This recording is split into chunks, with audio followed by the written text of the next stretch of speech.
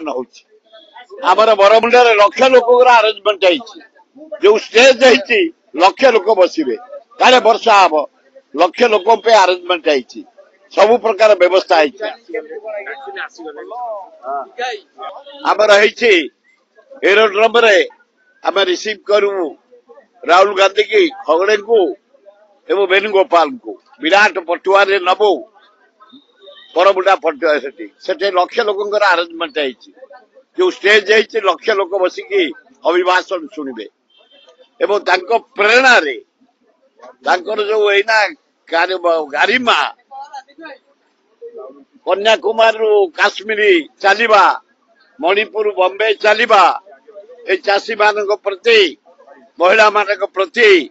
ଏବଂ ଯୁବକ ବେକାର ମାନଙ୍କ ପ୍ରତି ଯୋଉ ସହାନୁଭୂତି